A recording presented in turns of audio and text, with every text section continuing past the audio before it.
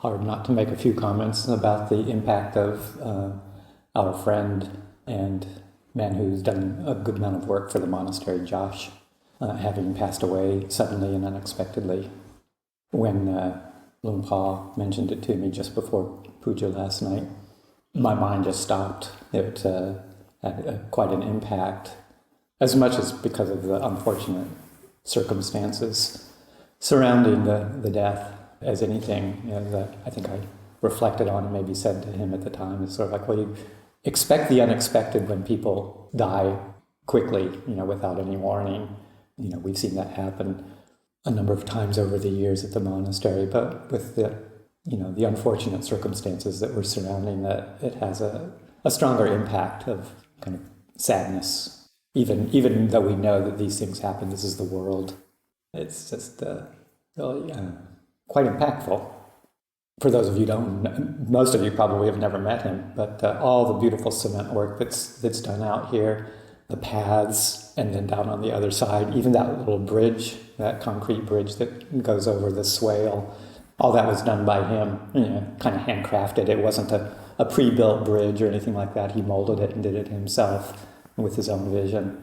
So he's left a lot of imprints on the property that are reminders. And his skills in that area were always very much appreciated, and he was always a very congenial, pleasant presence on the property for the period of time that he was working here. And then just most recently, he did that platform where the Green Buddha Rupa will be sitting. So just those are all kind of symbols of Josh that will remind us of him. But just to recollect the importance of not getting complacent with our lives and with our practice, because we never know when circumstances are going to turn that kind of possibility in our direction or in the direction of someone who's close to us. It's just very, very unpredictable.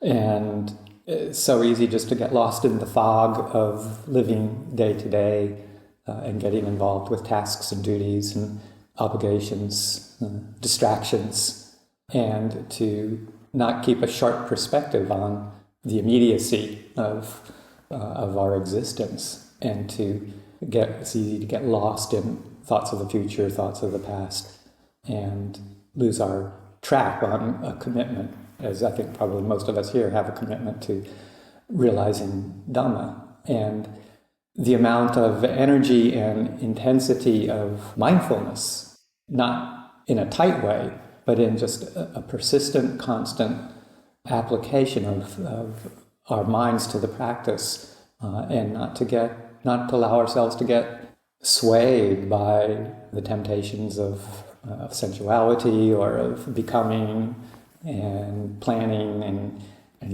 living in the future, living in the past, because that's just another putting off of the inevitable in a sense.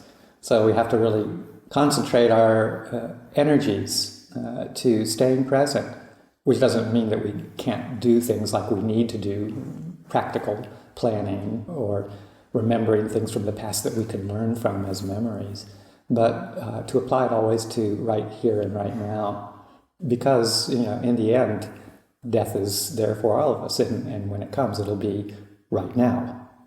When it comes, it won't be in the past. When it comes, it won't be in the future.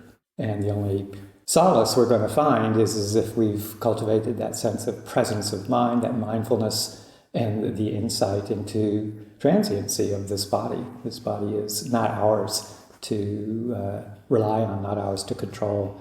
It's a product of nature, and it came into existence through forces of nature and will pass according to those same forces of nature. And our duty is to just see that arising and passing right here in this moment. So when the time comes, we're not taken by surprise, and we're not left bereft because of attachment to something that has never really been ours. So I'll leave this for this morning's contemplation.